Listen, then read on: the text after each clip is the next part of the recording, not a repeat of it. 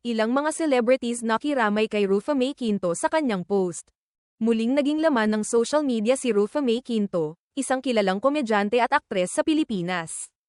Matapos niyang ibahagi sa kanyang Instagram account ang ilang lumang litrato kasama ang kanyang dating partner na si Trevor Magallanes at kanilang anak na si Athena. Ibinahagi ni Rufa ang mga larawang ito noong Huwebes ika-31 ng Hulyo, bagamat wala siyang isinulat na caption o paliwanag.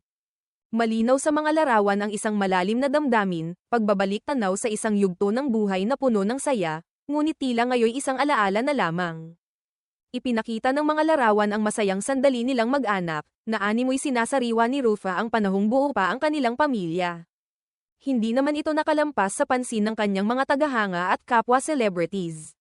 Mabilis na umani ng simpatiya ang nasabing post.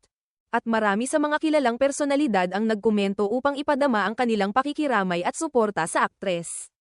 Isa sa mga unang nagpadala ng mensahe ng malasakit ay si Maxine Magalona, na nagsabi sa comment section, "Sending you so much love. I'm so sorry for your loss." Bagamat hindi tinukoy kung anong klaseng loss ang tinutukoy, malinaw na may lungkot sa tono ng mensahe.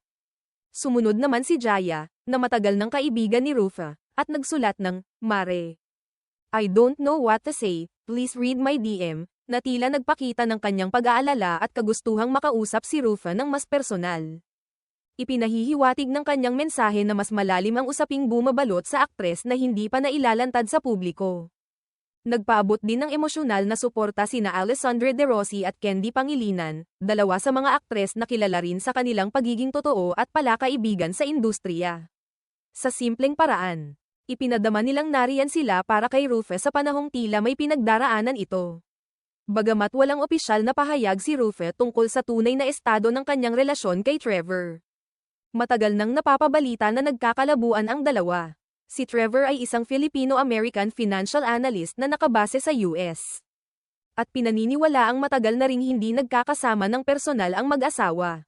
Si Athena, ang nag-iisang anak ng aktres, ay madalas na makitang kasama ni Rufa sa kanyang mga vlog at social media posts.